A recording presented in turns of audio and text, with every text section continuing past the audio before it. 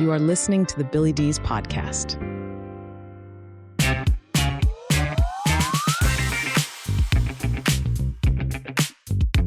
All right. Well, hello, everyone, and welcome to the program. As always, I am absolutely thrilled that you are here. If you've never checked us out before, we are primarily an interview and a commentary-based podcast. Today, we have an interview, and on the studio line with me is Tom Joseph. Tom, so glad you are here. Welcome. Billy, thanks for having me on your show. Awesome. It's great to have you here. This is what Tom has is an interesting concept. I'll just give you the cliff notes here just so you got an idea of what we're going to talk about. I'll let him passionately talk about it because this is something he's really working hard to do. But what he's talking about is a different way of getting candidates in place, something that doesn't always involve big money like we are so used to. It's a contest for Congress where every citizen gets to participate and candidates rise through the rounds of public support, not just dollars and party endorsements. He is the founder of America's Main Street Party and is building a moneyless nominating system.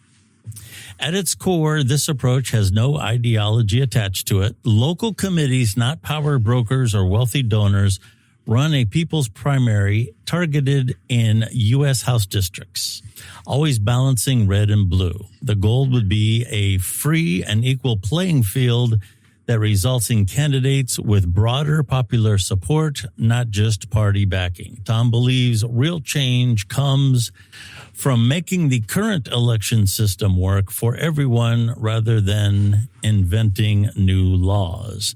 So, let's start with a little bit about you. Now, I'm in Ohio. You're in Pennsylvania. We're kind of from the same area of the country. Both states play a pretty big role in most elections. You know, we're two of the, of course, you have California, Texas, Florida, a few others, but our two states are probably the two of the largest economies, probably in the top 5, top 6 in the country. And we got a lot going on when it comes to elections and things like that in our neighborhood. Have you always been from this area, and were you always watching what was going on with politics? I'm born and bred in Pittsburgh, and I'm a lifer. Yeah, and I didn't always pay attention to politics. I became aware of politics actually through Ross Perot. Okay, and that election of 1992. And being a time actually when I was out of work and starting my company and watched the conventions, I was really torn about who to support. Yeah. I mean, between all three candidates. But through that, just recognizing that Congress is really the problem. I mean, you talk about states that are important, but all districts are important. When it comes down, the Congress is supposed to be the most powerful body, the House being the most powerful of all. And that means every district and every state could play a part in establishing that balance. Yeah.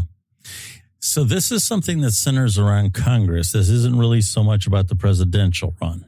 Is that correct? Not at all. Okay. Correct. All right.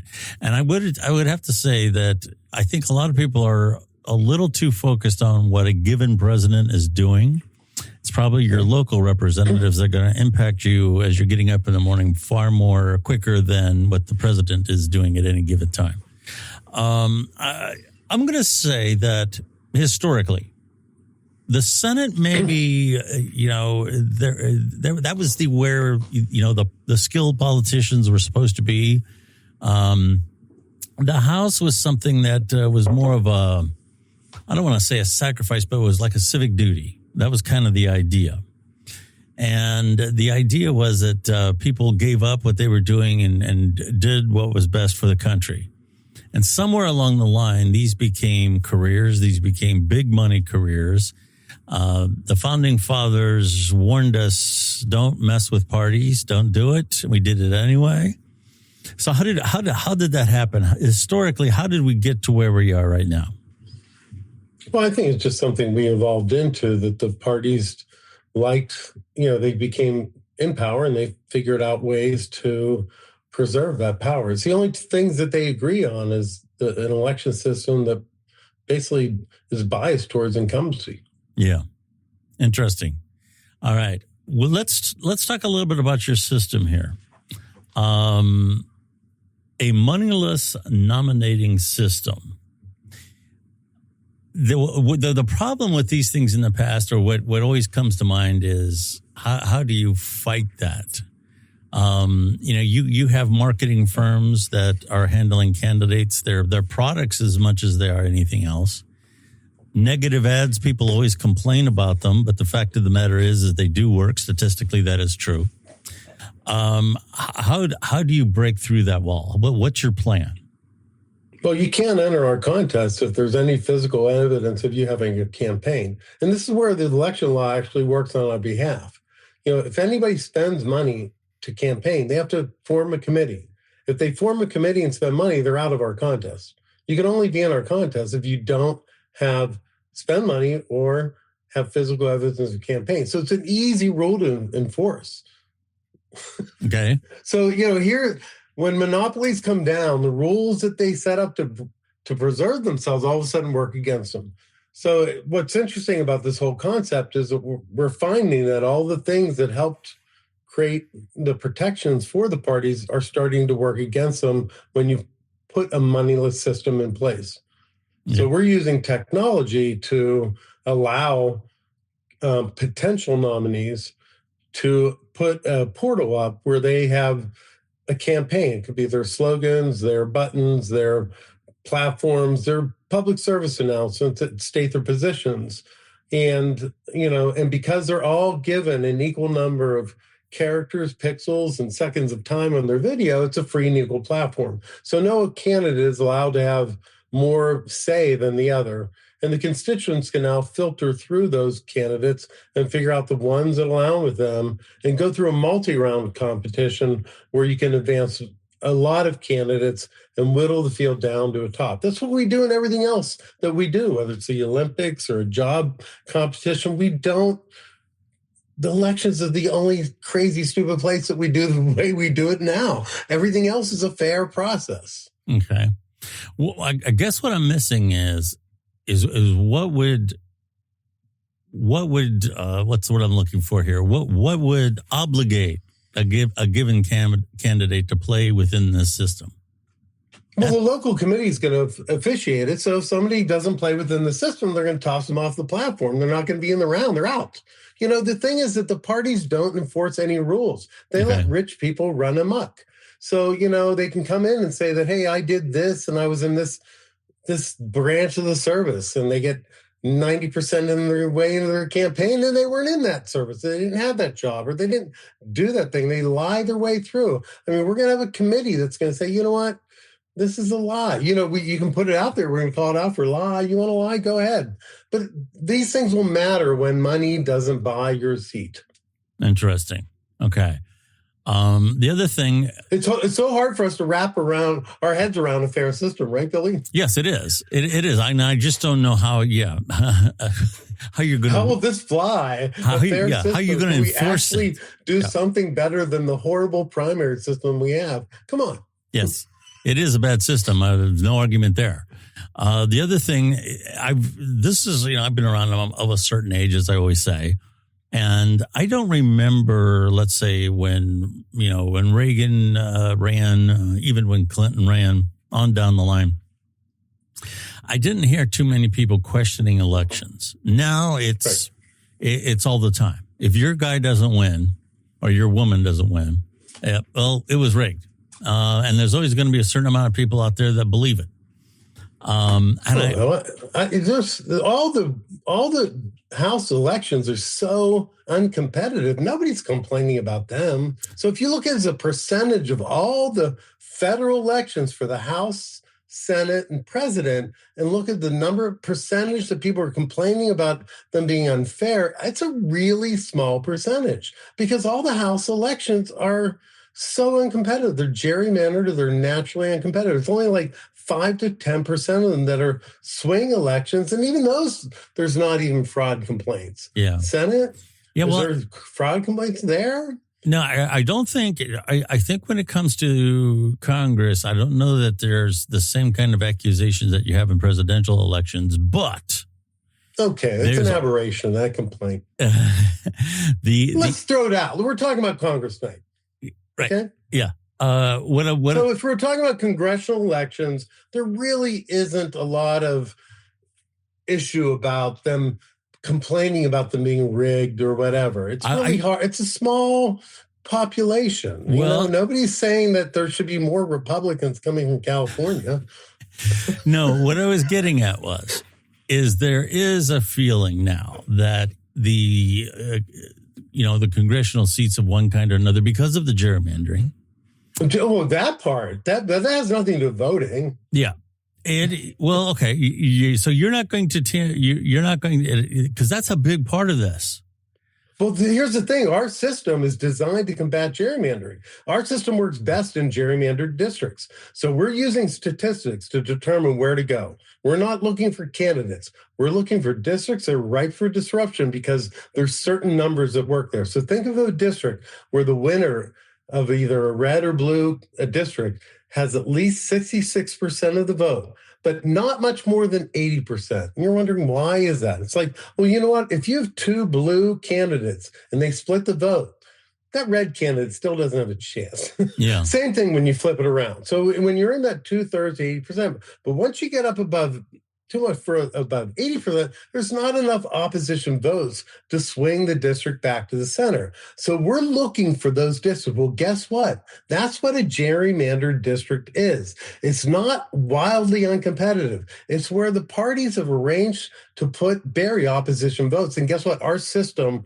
works fantastic in there because it lures those opposition votes to vote in a red district for the blue people to vote for a pink candidate, push that candidate, because they'd love to screw the other party. And the same thing happens in the blue district, that the red people who've been buried there are going to push for a baby blue candidate, not the Navy Democrat. Mm-hmm. So now the opposition politics actually work in our favor. So that's the way our system works, is that we go into those districts. The other thing we do that's really clever, I don't know if I mentioned, I'm working with these college students in Philadelphia to kind of build the prototypes, work out the rules, kids from Penn, Drexel, Haverford, some really bright kids that design the system. And one of the aspects of it is that there's going to be the local committee identifies 7 issues that are going to come before Congress in the next cycle. And the candidates to get into the contest have to weigh in on where they are, left, center, right, yes, no on these issues.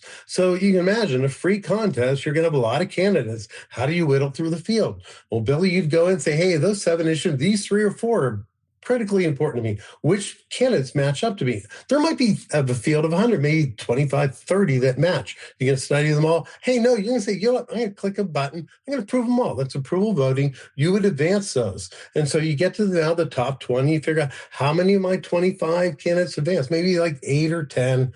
You could study them. Hey, you'd be thrilled if they got to the top 4, Okay. So you can use approval voting. But once we get to a top 4, we're going to do something that's called a virtual town hall, where the local committee would introduce new questions, opportunities for the candidates to present video responses, like another public service announcement, weigh in so the constituents have more reason to kind of weigh the vote. And maybe at this stage, we're looking at either a ranked choice vote to get to a top 2.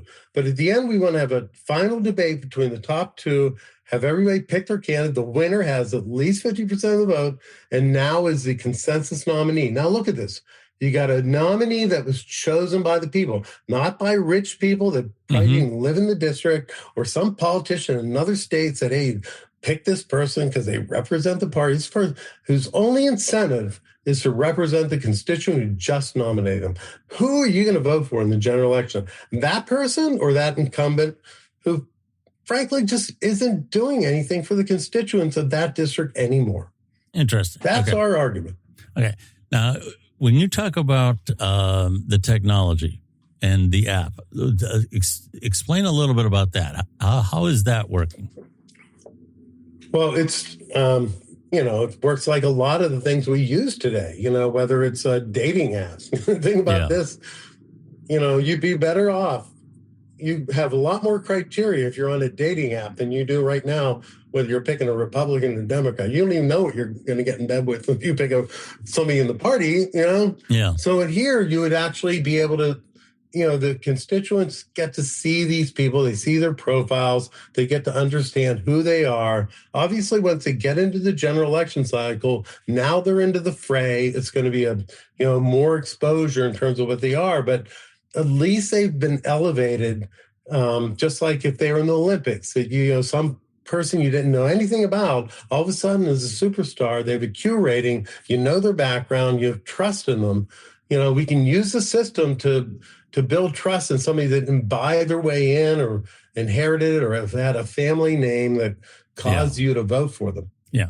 So basically, I'm starting to understand this a little better. This is a system where in the primary early stages, everybody at least can get their foot in the door. Yes. Yeah. Okay. And once you start to, develop, then you start heading towards the primary process. Now that I'm going to say the system becomes a little bit more conventional once the nomination has been won. Am I correct in saying that? And you're wondering, how do we keep them from being corrupted now? Well, my next question would be if somebody comes up from nothing and now they're up against, let's say, a particular candidate who won the competition fair and square. He didn't spend any money, but he was just a very dynamic guy. People liked him, but he's got money. Now he's up against somebody who went through the system and doesn't have anything. Yeah. How does that balance out? Well, this does not work without, the solution is not just about the party. It's about how we use the entire political committee system in a different way. So the next thing we have to do is attract a super PAC that will back the winner. And this is a very unique super PAC. Initially, I couldn't wrap my head around the idea of using super PACs. It's like, oh, they're evil and we got to overturn Citizens United. But, I was frustrated. I originally thought that the way we'd fund the winner is that we use they have the Senate Democratic Reelection Fund or the House Republican. I thought they were actually funds. So I'm working with this election attorney, developed this idea the contest winner will get the party reelection funds. And so he had been running for election. He lost, and we finally pays attention to what I'm doing. He said, Tom, you can't do that. It's illegal. And I go, what do you mean? He goes, it's not a fund. I said, the House reelection fund's not a fund? He goes, no, it's a list of people that write checks. Mm-hmm. He goes, but it just doesn't sound so good on CNN to say this is a list of people that buy Congress every 2 years. But that's really what it was. And, and then I'm thinking, oh my God, I'm inventing the same system that we currently have, which is corrupt. It's all about rich people. Yeah. So I went home and frankly, Billy had, I think, 2 or 3 bourbons. And I wrapped my head around using a super PAC, but using one that was for the common good, that would back the candidate that won. And think about it. This is a very different implementation of super PAC. This is one that, super PACs either back candidates or issues. This is a super PAC back the winner of the contest.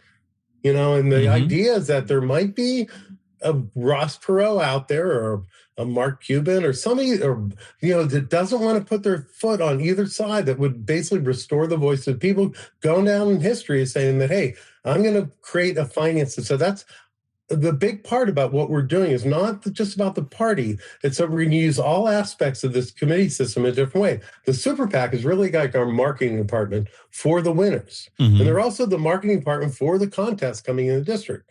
The local committees are just another implementation, how you use a political committee, and we're making sure to follow the election, Federal Election Commission rules for how you use funds. And then the candidate committee, what we're doing, we're tying rules around that. So the contest winner, when they form their candidate committee, in exchange for the super PAC funding, they have to agree to let a treasurer from the nominating committee run their candidate committee and either empty that account or return any remaining funds to the nominating committee.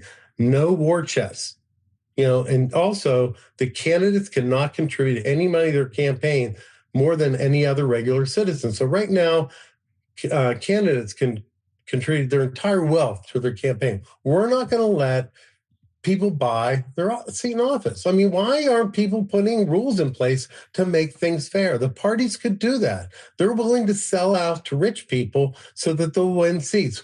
If we create the system, we're confident we'll create a better candidate, and we don't need people who are going to buy their seat. Yeah.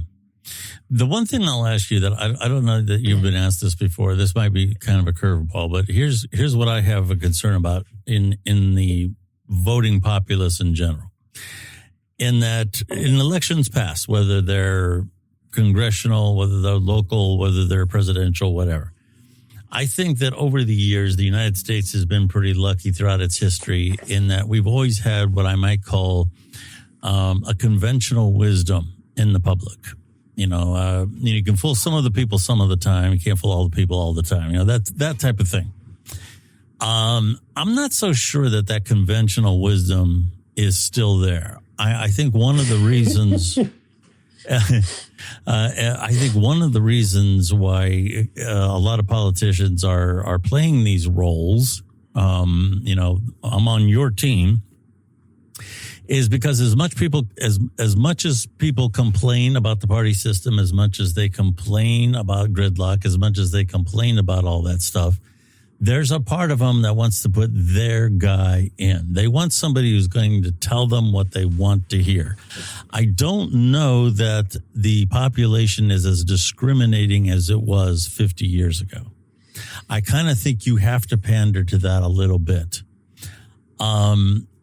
Let's just say, for example, your system aside, you have a guy that really wants to put a lot of nuance into issues. I'm not either for it or against it. I have to explain it. A candidate that's going to do that, are they going to get hurt? Are people going to have the patience to listen to somebody who's going to provide a lot of nuance to the issues? Or have we passed that? Is it possible to win an election now with somebody who's really going to explain and detail a lot of issues? I think ultimately this comes down to whether Americans want a system of accountability and really to figure out whether this can deliver it. And that's what we want to do. We're more saying you have to put your positions down on paper. So, the hell with nuance. I mean, if you're just sitting there bullshitting about what you're going to do, but, when it comes 6 months later and you're in Congress and it's time to vote, we don't know what that's about, that's meaningless. So we want to make sure that, we're at least moving beyond people voting for blue or red and identifying real things that they care about and putting their position down on paper. And if they don't stand behind it, it's time to elect somebody else. That's the way it's supposed to be. The true voice of the people. If money distorts representation, a system that removes money from it should return the representative to the true center of that bell curve of that district. We believe that there's a bell curve, the normal distribution in every district, and it differs. It can't be defined by one color of blue or red. Yeah. Well, I hope that there's here again. My concern would be is there a public that really wants that as much as they say they do. When it comes right down to it, there's a lot of people that will say I support the red, I support the blue. Oh, you know what? I believe that the current people that support the Republican and Democratic Party do not want this. And they will not support this. So the question is that are there enough people on the fringes here that are ready to take charge? And you're asking a very legitimate question. But right now, the numbers of people that affiliate with parties are dwindling and dwindling. If there's ever a time for an idea for like this to happen, it's now. And you know what? And maybe it happens now and fails, but we're laying the groundwork for what really needs to happen. That until you remove money from the system, you'll never get fair representation. Yeah. The other thing is, I would say, getting back to the process of getting people access, getting people who are worthy a chance to get their foot in the door. The one thing about, you could say this about anything. You could say this about the internet. The really good thing about the internet is everybody has access. The bad thing about it is that everybody has access. Everybody has access. How do you sort out what could be possibly hundreds, if not thousands, of people that want to participate in these things?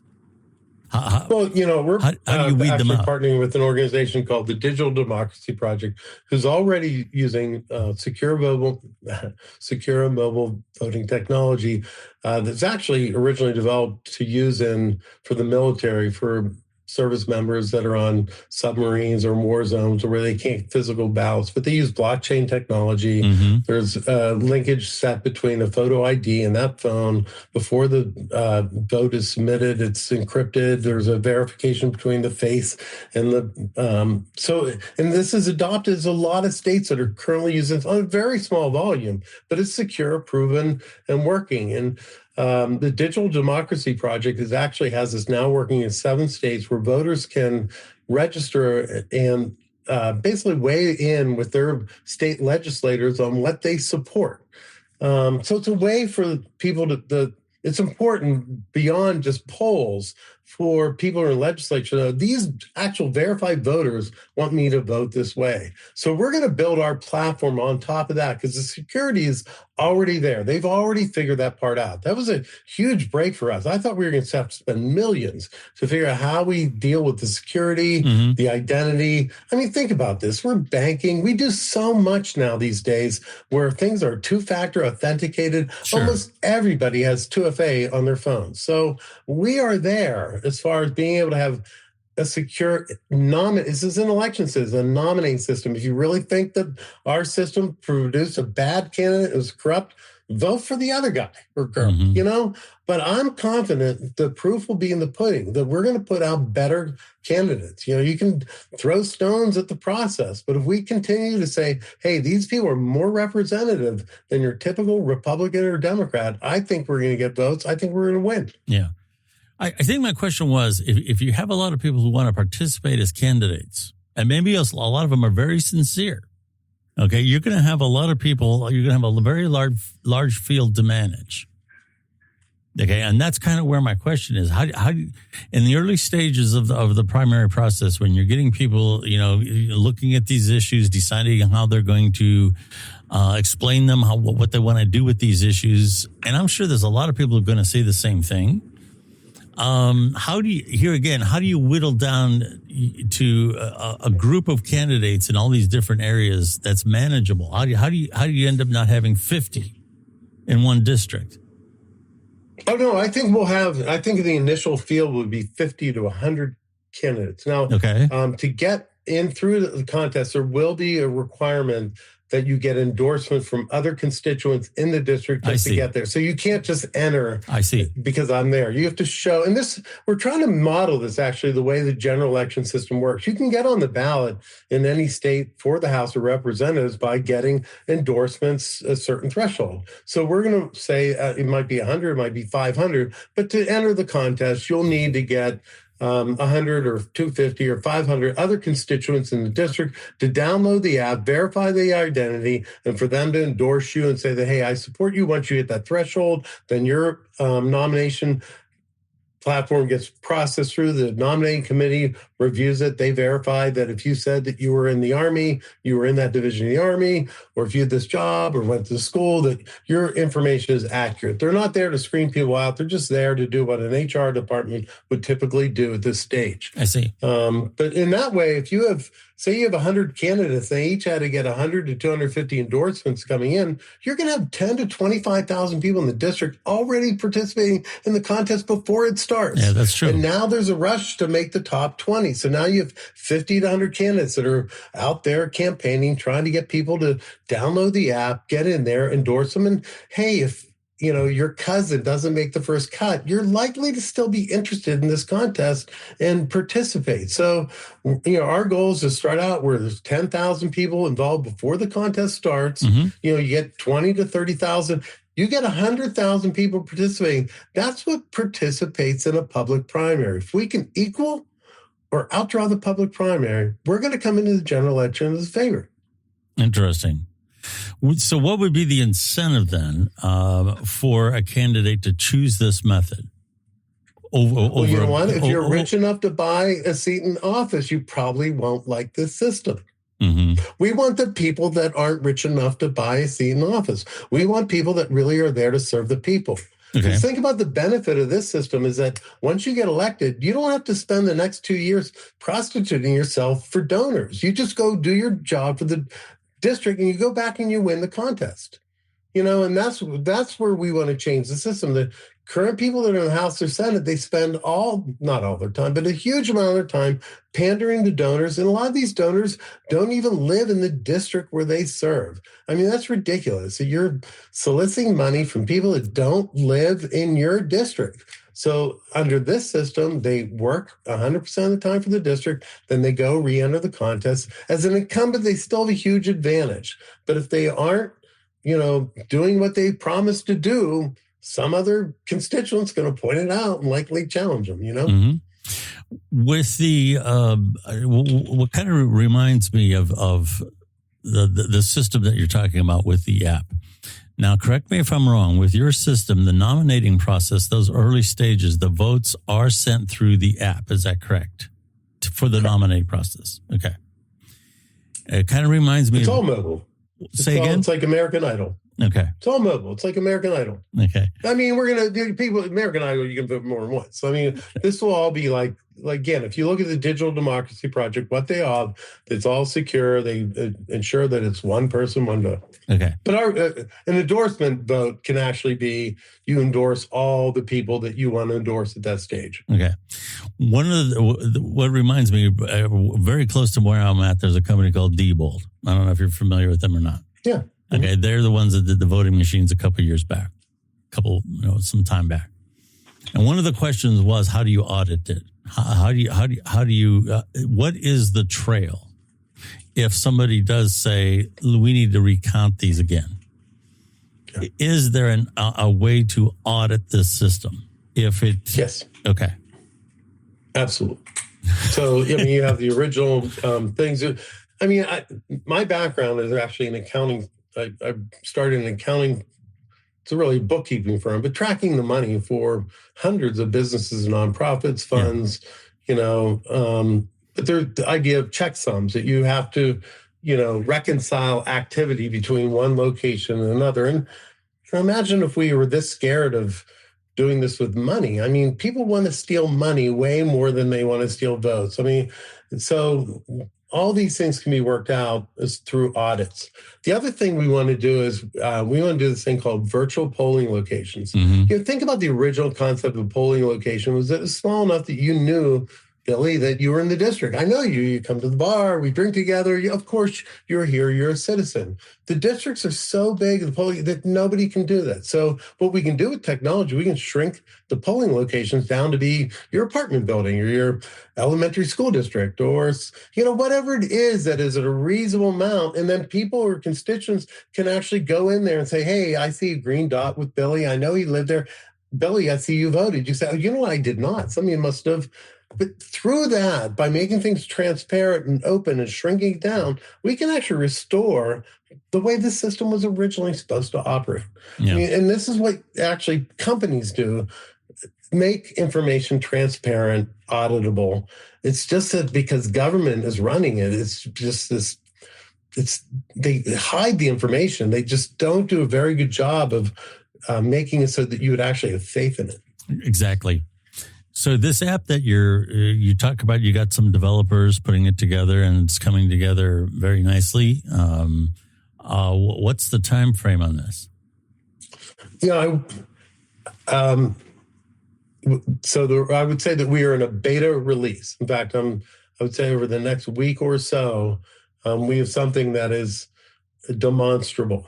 So, and our goal for this beta release is really to create a system where constituents compare it to what we're doing now in the primary. Like, I don't think we're really ready to run this for the midterms. I mean, if a miracle happened and we got financial backing and the public all of a sudden understood that would be great. But I really think what we're doing with the beta release is that we're going to allow people to run through the system, through the paces using a mock nominating process and avatar candidates. So they'll be able to see how the 5 rounds go. And they'll be able to get in there. they'll answer the quiz, they'll match up on issues, they'll determine the different ways they can find people to support. They'll see how they are eliminated. And we'll run this for red and blue districts. And it's PA1 and PA2, which happen to be both uncompetitive Pennsylvania districts. A lot of this is centered around Philadelphia. It's a birthplace of democracy. And the ideas around this are around founding father James Wilson, who famously penned the words "and equal" to the free election clause. But his thought is that if elections up in that point were free, but if they weren't fair, that the fountain of democracy would be poisoned. He thought that free and equal elections were he described as the wellspring of democracy, and that we need to keep them fair. Yes. We're talking to Tom Joseph, the founder of Americans Main Street Party. I think you're coming in at the right time. You mentioned Ross Perot. Now, this was back in 1992. This was Bill Clinton and Bush the senior. And I honestly think that Ross Perot might have changed history had he stayed in the race. He got weird with backing out and then coming back in. And I think we were ready then almost, and then the doors really slammed shut for the next 30 years. I think there is a certain amount of people out there that are fed up with the process.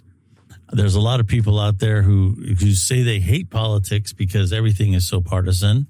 And I think there is a crack in the door. I think you're coming in at the right time to get the word out, to make people understand this process better. How can people find out more about this organization and investigate it more so that they can understand it themselves? The fine print is tough to read here, but it's mainstreetparty.org. I would suggest go to a webpage called A Brand New Way. There's a 1-minute video that explains in general how the contest works. And on that page, there's more of a narrative of how the endorsement round, the virtual town hall, and the final debate, and how that whole thing works.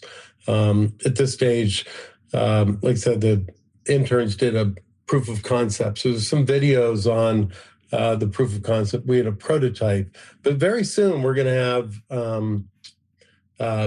something on the website that looks like the app, and then eventually an app that you can download and run through the contest. But we'd like, people, obviously, if they could donate, we could use the money. I don't think that money is the biggest factor. I think traction at this point. There's also a link on our webpage to go to our change.org petition. So if we can get, whenever your show drops, we'll get to see how many people went to the website and did they sign the petition. But knowing that people like the idea, support it, I think that's the biggest thing. At this point, we really haven't marketed the idea. We were just building the prototype. It was really January we started to try to get on podcasts and market it and try to get some attention to the idea. Yeah.